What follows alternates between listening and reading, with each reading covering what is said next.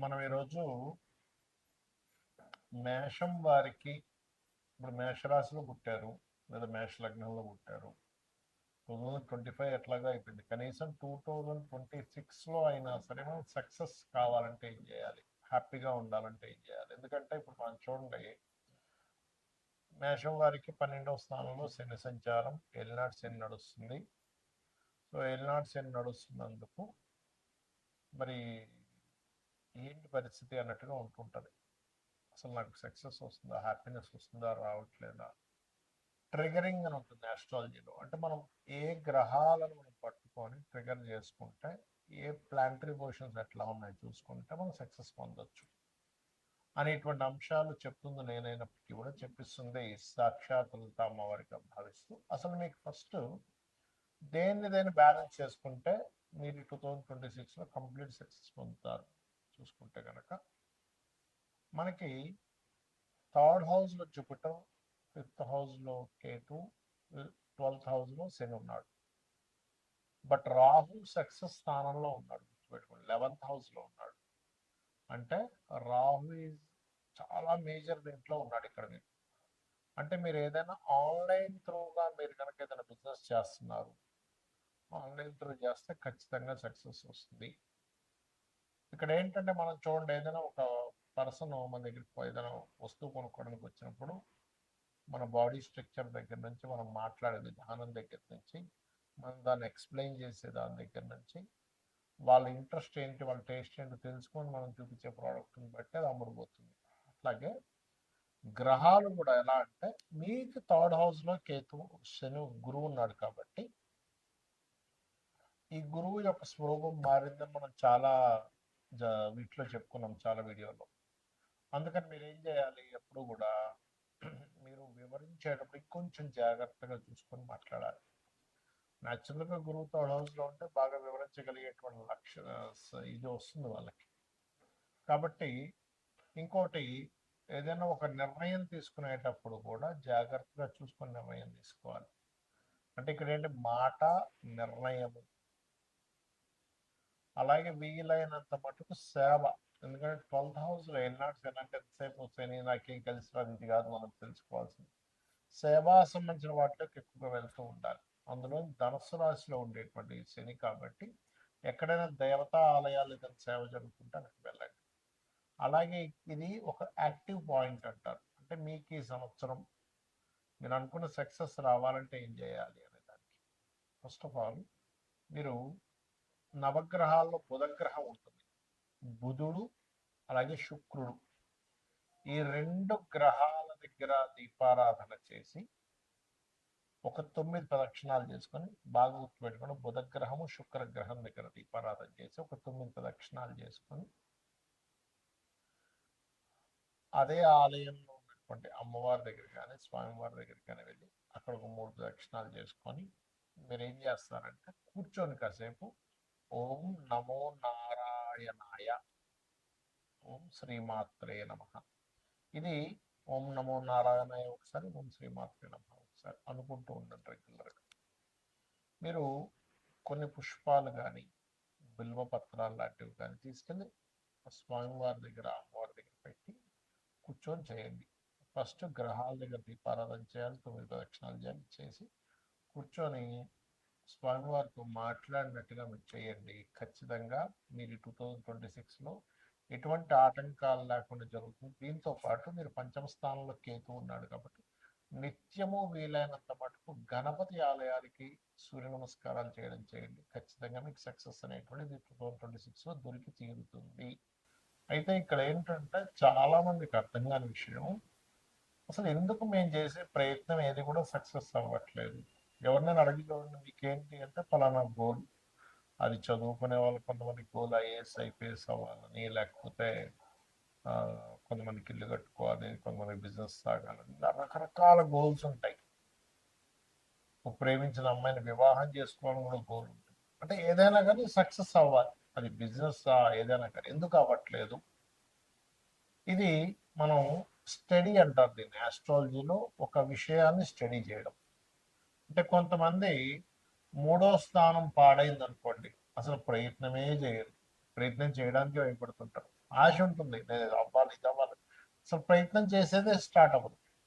అప్పుడు మీరు ఏం చేయాలంటే థర్డ్ హౌస్ అంటే 3వ స్థానంలో ఉండే గ్రహము, 3వ స్థానాధిపతి, వీళ్ళిద్దరూ కలిసి ఇంకో గ్రహానికి అప్పచెప్తారు.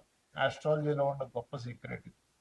ఇంకో గ్రహానికి అప్పచెప్తారని ఒక క్యాలిక్యులేషన్ ఉంటుంది. అది ఆస్ట్రాలజీ నేర్చుకున్న వాళ్ళకి తెలుస్తుంది.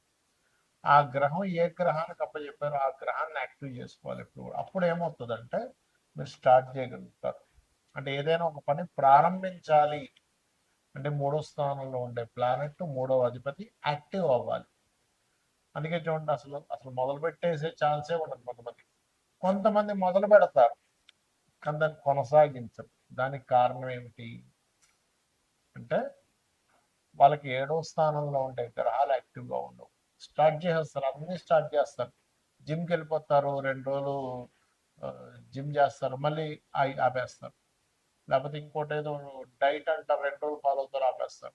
నేను మందు మానేస్తున్నా అంటారు, 2 రోజులు మానేస్తారు, మళ్ళీ 3 రోజులు మొదలు పెడతారు. సిగరెట్ మానేస్తున్నా అంటారు, మొదలు పెడతారు. అన్నీ ఇంకా అంతే. చదువు ఇవాళ వెళ్ళామంటే టకటక పుస్తకాలు తీసి అన్ని పుస్తకాలు ముందు పెట్టేసుకుంటారు. ఒక రోజంతా విపరీతంగా, 2 రోజులు విపరీతంగా చదువుతారు, 3వ రోజు నుంచి బంద్. ఎందుకు? కారణం ఏమిటి అంటే దేనికి కారణం 7వ స్థానం సరిగ్గా లేదంటే దాని కొనసాగింపు సరిగ్గా లేదు. మనకు సక్సెస్ ఎప్పుడు వస్తుంది చెప్పండి? ఒకటి స్టార్ట్ చేయడం, రెండవది కంటిన్యూస్గా కొనసాగించడం. ఆఖరికి మనం జిమ్కి వెళ్ళినా కూడా మనం డబ్బులు కడితే మనకి బాడీ పెరగదు, అంతే కదా? వెళ్ళాలి, డబ్బులు కట్టినందుకు అక్కడ ఇన్స్ట్రక్టర్ ఏం చెప్తున్నారో చేయాలి, పర్ఫెక్ట్గా చేయాలి, డైట్ ఫాలో అవ్వాలి, ఏం తినాలి ఏం తినకూడదో తెలియాలి. దానికి కంటిన్యూస్గా 1 ఇయర్ 2 ఇయర్ కంటిన్యూస్గా చేస్తే బాడీ బిల్డ్ అవుతుంది. అలాగే మనం ఒక సక్సెస్ రావాలంటే అసలు ప్రారంభించడానికి ఆటంకాలు ఉంటాయి. రెండవది ప్రారంభించింది కొనసాగించడానికి ఆటంకాలు ఉంటాయి. 7th house పాడైతాయి.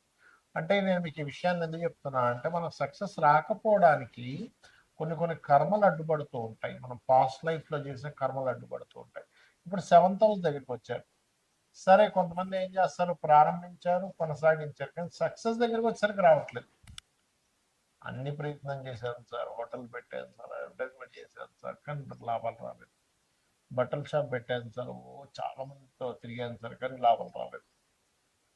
అటెంప్ట్ చేశాను సార్, చదువుకున్నాను, ట్యూషన్స్కి వెళ్ళాను, కానీ ఐఏఎస్ అవ్వలేకపోయా, డాక్టర్ అవ్వలేకపోయా. ఏంటి కారణం ఏమిటి? వాట్ ఈస్ ద సక్సెస్ అవ్వకపోవడం కారణం అంటే 11th house is success house అంటారు. అంటే 11వ స్థానం కనుక మీకు పాడైంది అంటే అది అసలు పండు చేతికి ఫలం వచ్చేటంత టైంకి రాదు అని అర్థం. దాన్ని యాక్టివ్ చేయాలి. ఈ రెండు సహజంగానే 3, 7 స్థానాలు యాక్టివ్గా ఉంటే 11 ఆటోమేటిక్గా యాక్టివ్ అయిపోద్ది. కానీ కొన్ని సార్లు 11th హౌస్ కూడా డియాక్టివ్ అయి ఉంటుంది. కొంతమందికి ట్రిగర్ అవ్వదు, ఎంత మనం ట్రిగర్ చేస్తున్నా ట్రిగర్ అవ్వదు. అప్పుడు శాస్త్రాలు చెప్పింది ఏమిటి, అసలు ఏం చేస్తే ట్రిగర్ అవుతుంది? మరి జన్మజాతకమే లేదు నా దగ్గర. జాతకం ఉంటే మీ 3rd లార్డ్ ఎవరో 7th లార్డ్ ఎవరో చూసుకోవచ్చు, కానీ ఏ గ్రహాలు ఉన్నాయో చూసుకోవచ్చు, లేదా ఏ గ్రహానికి అది దాని పోర్ట్ఫోలియో అందిందో చూడొచ్చు. కానీ ఇక్కడ మీకు 11th హౌస్ ఎప్పుడైతే ఇదిగా లేదో అసలు ట్రిగరే అవుతుంది అక్కడ. ఎందుకంటే అసలు సక్సెస్ సాధించాలనే కోరికే ఉండదు 11th హౌస్ బాగోకపోతే. వాళ్ళకి ఎలా ఉంటుందంటే ఆలోచన, ఏం చేస్తాం సార్, ఏం మిగులుతుంది సార్, ఏం పట్టుకుపోతాం సార్ అంటే ఏమనంటే ఏం పట్టుకుపోతాం అని మనకుంటే అసలు భూమి మీద ఇంప్రూవ్మెంట్సే ఉండవు. ఎవడు బల్బు కనిపెట్టేవాడు కాదు, బైక్ కనిపెట్టేవాడు కాదు, ట్రైన్ కనిపెట్టేవాడు కాదు, ఫ్లైట్ కనిపెట్టేవాడు కాదు. ఏం పట్టుకుపోతాం, అయిపోయింది కదా. కాబట్టి అట్లా కాదు, మనిషి ధర్మబద్ధంగా ప్రతిదీ కూడా డిజైర్స్ నెరవేర్చుకోవాలి, సక్సెస్ అవ్వాలని మనకు శాస్త్రాలు చెప్తున్నాయి. మరి దీనికి ఏం చేయాలి? దీనికి పర్టికులర్గా లలితా సహస్రనామాల్లో ఒక నామం ఉంటుంది మీరు సక్సెస్ అవ్వడానికి. దాన్ని ఏ నామం అంటే అది ఓం ఇంద్రగోప పరిక్షిప్త స్మరతోనాభజంగికాయై నమః. ఇది బిజినెస్ ఇంప్రూవ్మెంట్స్కి పనికి వస్తుంది, మీరు సక్సెస్ అవ్వడానికి కూడా పనికి వస్తుంది. ఎందుకంటే మనం అసలు ఒక విషయంలో సక్సెస్ అవ్వట్లేదు అంటే, ఇప్పుడు చూడండి చాలా మంది తెలియక అజ్ఞానంలో కొన్ని పనులు చేస్తూ ఉంటారు. ఎవడో ఎదుగుతూ ఉంటే వాడిని వెనక్కి లాగుతారు, ఎవడో కొంచెం బిజినెస్ బాగా చేస్తుంటే వాడి బిజినెస్ ఎట్లా నాశనం అయిపోవాలని చూస్తుంటారు. ఇవన్నీ ఏంటంటే కర్మాస్ అంటారు వీటిని. మనకి ఇవన్నీ కర్మలు చుట్టుకుంటూ ఉంటాయి, చుట్టుకుంటూ ఉంటాయి, చుట్టుకుంటూ ఉంటాయి, చుట్టుకుంటూ ఉంటాయి.